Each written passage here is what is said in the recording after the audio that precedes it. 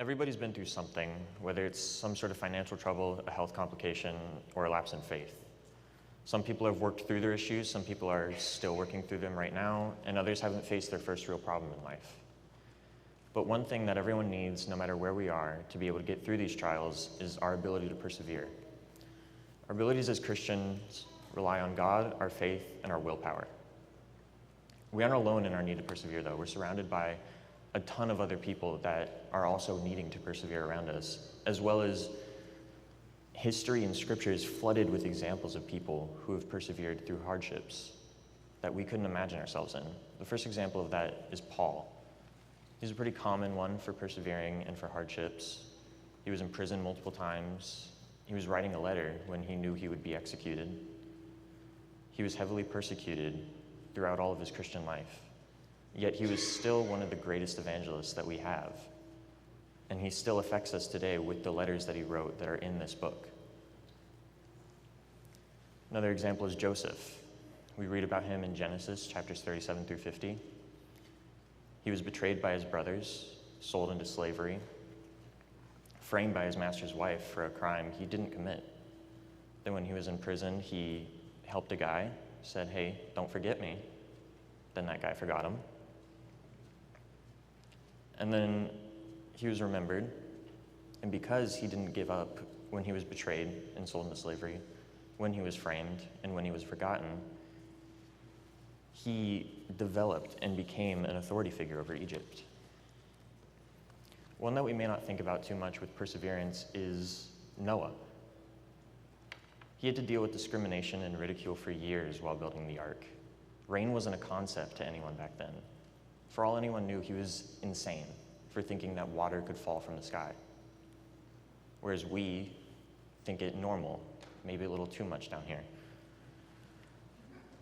But while he was getting discriminated against for that, he didn't have a church family that he could really go to like we do. We have hundreds of people here that we can rely on and lean on. He had him and those few that were with him on the ark. And yet he still persevered and went through with building the ark and trusting in God. Last example I want to look at is Moses. We read about him in Exodus chapters 2 through 16. Moses didn't have great luck from the start. He was supposed to be killed, and then his luck kind of bounced around all over the place. He was the adopted son of the Pharaoh's daughter. But then at some point, he saw one of his own people being discriminated against by an Egyptian, and he killed that Egyptian. And then Pharaoh learned about this, wanted him dead, and he had to flee from Egypt. He had to leave his home and go into wilderness. And then when he was confronted by God, and during his dialogue with him, at a certain point, he looks at God and goes, "I don't want to do this." And we can look at that sometimes and go, how would you not want to do what God says? He's God, and you kind of have to do what he says. But Moses had realistically nobody. The Egyptians, who he was raised as one, wanted him dead because he'd killed an Egyptian, and he was a Jew. The Jews, who he got his descendants from, he wasn't raised as one. They were likely envious of him because he was the Pharaoh's daughter. He didn't have to deal with the discrimination that they did. And God wanted him to go back there, confront the Egyptians, and say, "Hey, let these people go," and then lead those people that likely didn't like him very much through the wilderness. But he did it anyways. And even after they were safe past the Red Sea, he had to deal with the complaints and the unfaithfulness of the Israelites. Parents, I'm sure you've dealt with your children complaining and not listening to you. I'm sure it's been annoying and has made you want to give up at times. Moses had to do that with millions of people that were complaining and not listening. But he still went through with it and did his job. We can't just look at these examples of perseverance, though. I feel like if I did that, it would come off as if I'm looking at all these people and going, "Look at what these people did. Why didn't you do that? It's not that difficult." And it would feel like I'm just trying to make you feel inadequate for not measuring up to them. But instead of that, we need to look at our reasons to persevere. Hebrews chapter 10, verse 35 through 36 says, "Therefore do not throw away your confidence, which has a great reward, for you have need of endurance, so that when you have done the will of God, you may receive what is promised." Our obvious main reason to persevere in life is heaven. Whether it's for the sake of going to heaven or for the sake of not going to hell.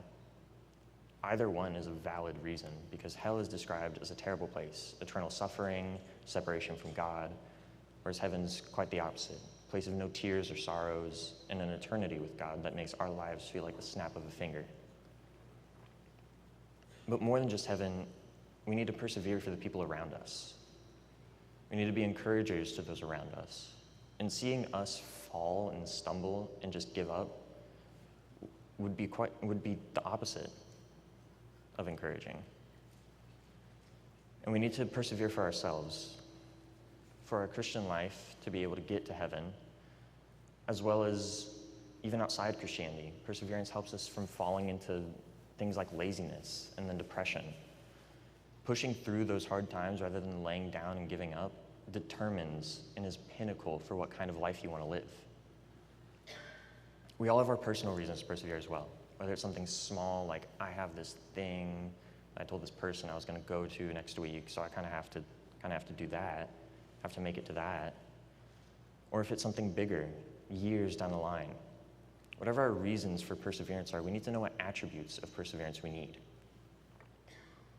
The most noticeable attribute of perseverance is tenacity. We need to be tenacious in our lives. It's easy to say that we need to be stubborn in our faith too. And the easiest way to do that is to remember what we have for us. James chapter 1, verse 12 says, "Blessed is the man who remains steadfast under trial, for when he has stood the test, he will receive the crown of life, which God has promised to those who love him."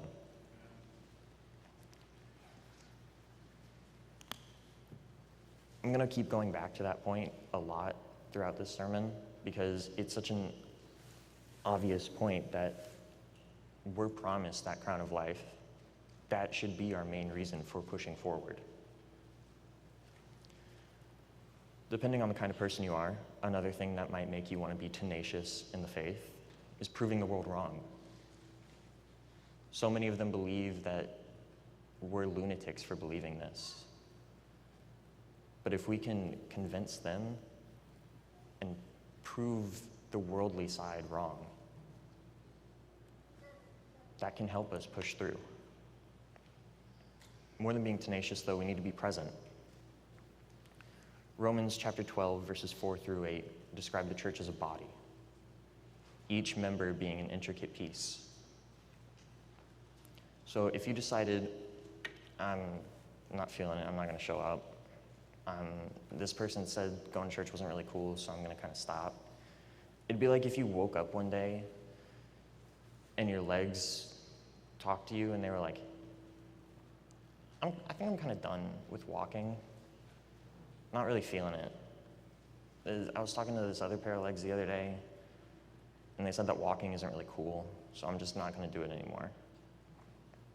We would notice that. We would be devastated by it, just like how the church would be devastated if we just stop coming, if we just don't show up. And again, we need to encourage those around us. And it's not something that's like you need to have some sappy speech to help someone. Just being present can help someone. If you're in a room alone and some random person with no credibility walks by and says, "You can't be in that room, you're not allowed," you'd doubt yourself, even if you are supposed to be there. And because you're alone, if one or two more people that don't have any credibility come by and say, "You're not supposed to be in that room," you might believe it, and you might leave the room that you're supposed to be in. But if there's 10, 15 of you, and one or two people walk by and say, "Hey, you're not supposed to be in that room," you can look at each other and verify, this is right, we're in the right place, we're doing the right thing. But if 14 of those 15 people say, I don't feel like showing up to that room today, are they going to really miss me for one day?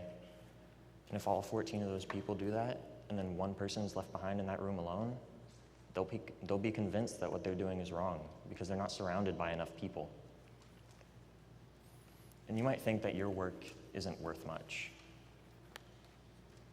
But 1 Corinthians chapter 15, verse 58 says, "Therefore, my beloved brothers, be steadfast, immovable, always abounding in the work of the Lord, knowing that in the Lord your labor is not in vain." The Bible says it plainly that our labor is not in vain. It is worthwhile. We're doing something that we should be doing and is valuable. And if we're thinking that it's not, because it's not showing up fast enough, we're not seeing those short-term results, we just need to be patient. Proverbs chapter 14, verse 29 says, "Whoever is slow to anger but has great understanding, but he who has a hasty temper exalts folly." And then just a page over in Proverbs 16, verse 32, it says, "Whoever is slow to anger is better than the mighty, and he who rules his spirit than he who takes a city." Now these verses, they talk about our temper, but they can apply to so much more than that. If we're trying to sprint through life, we're trying to get from here to there fast enough, and we're not slowing down because we're not seeing the results we want, we're going to crash and tumble because life is like a maze, and if you're full sprint through a maze and you make a wrong turn and there's a dead end, you're going to slam face first into a wall. But if you're slowing down and you're noticing what's ahead of you and you're looking forward rather than sprinting and focusing on where you're going, where you're going to go, you won't slam into that wall. Good things come from patience. Isaiah chapter 30, verse 18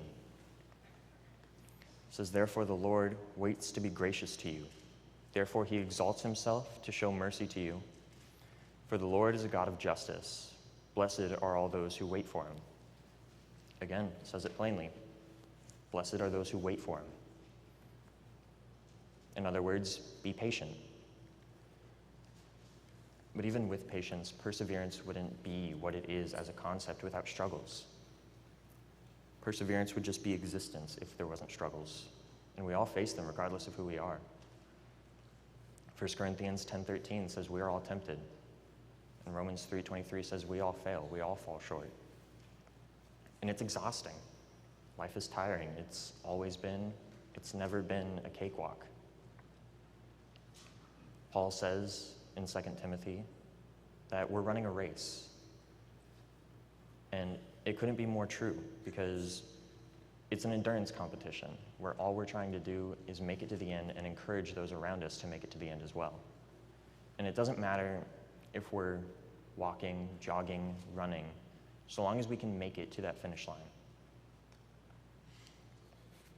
But it's easy to feel like we can't make it to that finish line. We can have doubts. We can have doubt in God. Thomas had doubt that Jesus was resurrected, so much so that we gave him that title of Doubting Thomas. We made a song about him. Peter had doubts about God's ability to keep him above water. Matthew chapter 14, we read that they were on the sea, and it was storming. They saw Jesus on the water. They thought he was a ghost, freaked out, reasonable reaction. And then Jesus says, "It's me, calm down." And Peter sees Jesus on the water. He says that he wants to be on the water as well. Jesus tells him to walk out to him. Peter's standing on the water, something no normal person could do, which at that point, I feel like you'd be like, this guy can do anything. I'm safe no matter what. But even still, he sees the sea crashing around him. He sees the storm. He sees the violent waters around him, and he gets scared, and he doubts, and he sinks. And Jesus calls him a man of little faith. And we might look at that and see, how could you doubt a man that can let you walk on water when you know that ocean couldn't affect you with him around. But it's the same for us. We see things around us in our life that if we trust in him, they won't affect us. But we still get rattled by them. We still get our minds taken over and we slip. More than just his friends, though, Jesus' own family doubted him. His blood, his brothers. They didn't believe that he was who he said he was. And when we don't have our family around, it's easy to doubt and to lose our faith. More than just the doubts that we can have in God, we can have more so, exponentially more doubt in the world. Our world is probably as corrupt as they come. And it seems to be getting worse and worse by the day. Our world denies the way of life that we choose to live based on this book. And there's times where it can make it harder to want to save them. It can become exhausting and tiring. You can have someone lash out at you for trying to teach them salvation. And it makes you scared to talk to another person, because what if they lash out at me again? Or to look at them and go, okay, see how you fare without me. But the more that they resist, the more that we should want to save them, rather than to give up on them. Because if we don't, we'll just only have doubts in ourselves. Moses doubted himself. We talked about that earlier.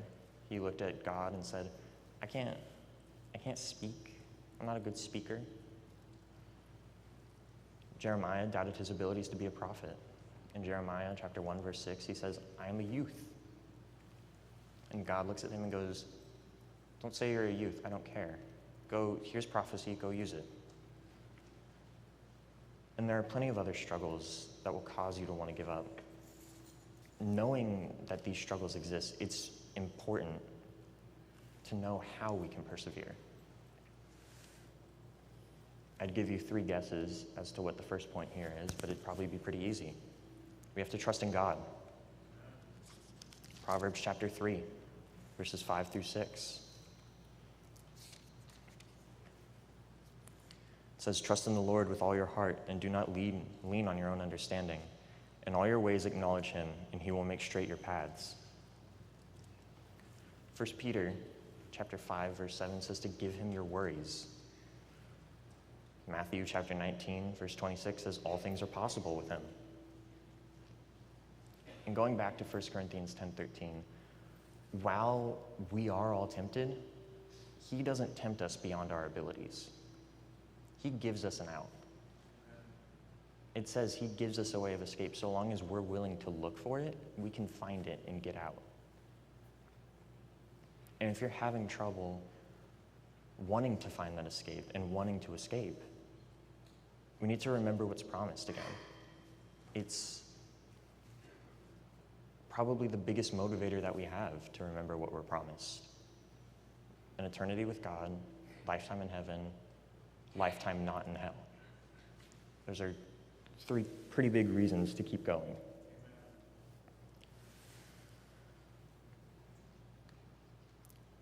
Take a break when you need to. Don't become lazy, but don't burn yourself out. You can take a 30-minute lunch break, but don't clock out. Because if you keep pushing and pushing and pushing, you're going to burn out and you're going to grow resentful of this lifestyle. If you're judging yourself based on, oh, I talked to this many people this week, but this person talked to this many, I need to get up to their level, that's just going to make you resent this lifestyle whenever you can't, or if you can't. And when we're feeling doubtful of ourselves, we need to surround ourselves with those who encourage us. Proverbs chapter 11, verse 14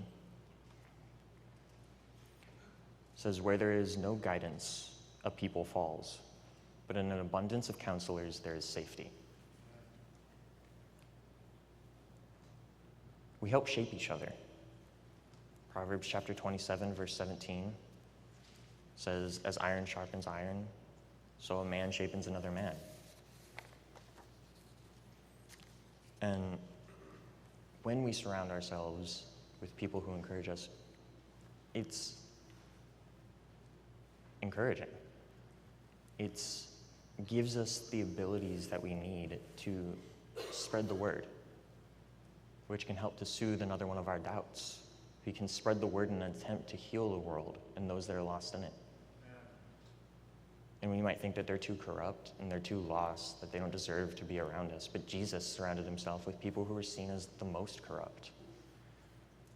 Yet they became some of the people whose books we read and are guided by. Matthew was a tax collector. He was resented by most of the people. Yet still, his is the book of the gospel that I've quoted the most in this sermon. And probably the biggest reason why we should spread the word is because we're commanded to. Matthew 28, verses 19 through 20 says, "Go therefore, make disciples of all the nations, baptizing them in the name of the Father, the Son, and the Holy Spirit, teaching them to observe all that I have commanded you. And behold, I am with you always to the end of the age." Perseverance is worthless, though, if you get nothing out of it in the end. In order to have these reasons to persevere, in order to reap the benefits of your perseverance, of all your struggles, you need to believe, John 8:24, repent, Luke 13:3, confess, Romans 10:9, be baptized, Acts 2:38, live faithfully until you die, Revelations 2:10. So if you want to follow any of these tonight, or if you're struggling to persevere and you need that encouragement from those around you, please come forward as we stand and as we sing.